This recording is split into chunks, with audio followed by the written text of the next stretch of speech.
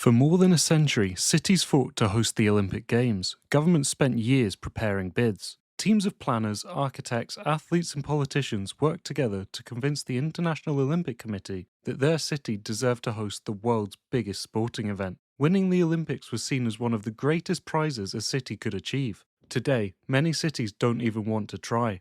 In fact, for some recent Olympic Games, the IOC has struggled to find a willing host. So what happened? How did one of the world's most sought-after events become something governments are increasingly reluctant to touch? And if a city does want to host the Olympics today, how does it actually win?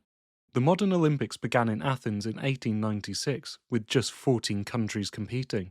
Today, the Summer Olympics attracts more than 10,000 athletes from over 200 nations, and watched by billions of people around the world. For a few weeks, the host city becomes the centre of global attention, and that attention can be incredibly valuable.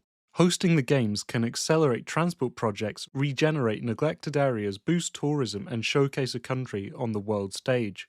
At least, that's the idea. But before any of that can happen, a city has to convince the International Olympic Committee, or IOC, that it's the right choice. For decades, that meant entering a fiercely competitive bidding process.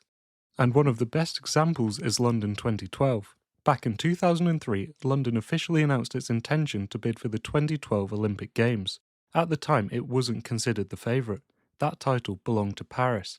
Many expected the French capital to win comfortably. But first, London had to survive the selection process.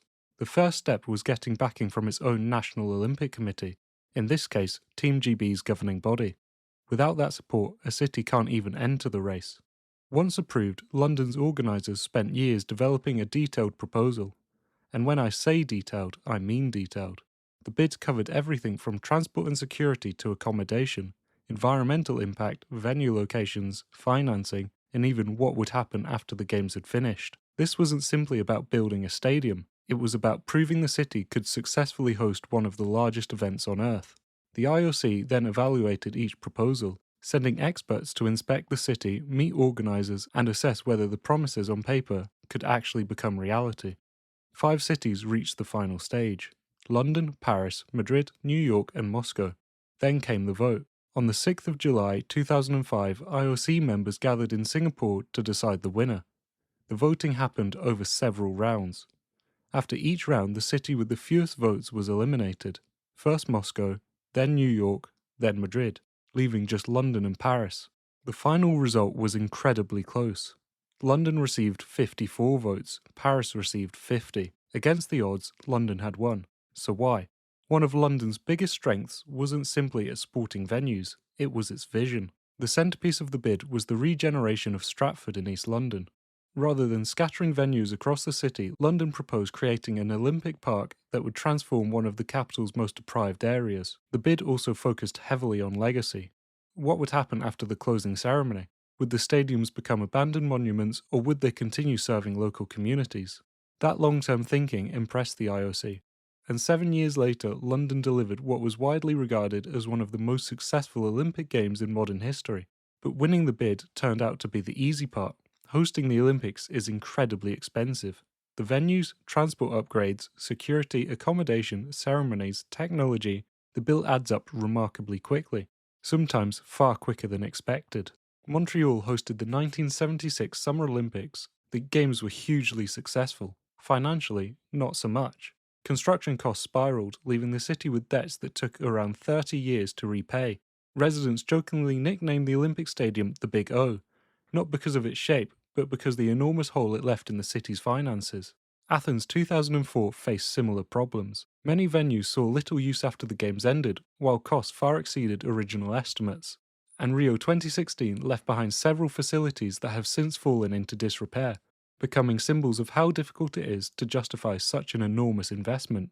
Not every Olympic venue ends up abandoned, but enough have that cities now think much more carefully before bidding. And that's where everything changed. The IOC realised the traditional bidding system had a problem. Cities were spending tens of millions of pounds just competing to host the Games, only for most of them to lose. Public support began to fall. Referendums rejected bids. Governments pulled out. For the 2022 Winter Olympics, so many cities withdrew that only Beijing and Almaty remained. When you're choosing between two candidates, it's less of a competition and more of a very expensive game of musical chairs. Something had to change, so the IOC completely overhauled the process. Instead of encouraging dozens of cities to compete against one another, it now works with interested cities much earlier through what is known as the Future Host Commission. Rather than preparing massive bid books or costly campaigns, cities now have ongoing discussions with the IOC. If a proposal appears viable, negotiations continue. If not, both sides can simply walk away before spending huge amounts of money. The aim is to reduce costs, improve transparency, and encourage more cities to come forward. It's a quieter process, but arguably a much smarter one.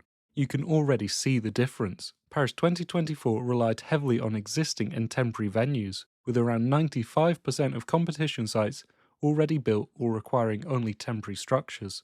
Los Angeles 2028 is following a similar strategy. Instead of building dozens of expensive new stadiums, it's using infrastructure that already exists. That's becoming the new Olympic model, because the biggest challenge today isn't finding athletes or even finding fans, it's finding a host that can afford it.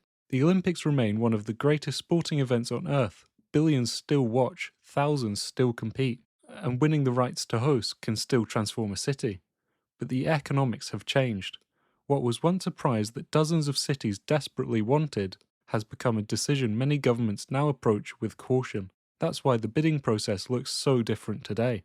Not because the Olympics became less important, but because they became far more expensive. If you enjoyed this video and want to learn more about a fascinating system that keeps our world moving, consider subscribing. And if you'd like to keep watching, one of these videos on screen now might just be what you're looking for. Thanks for watching.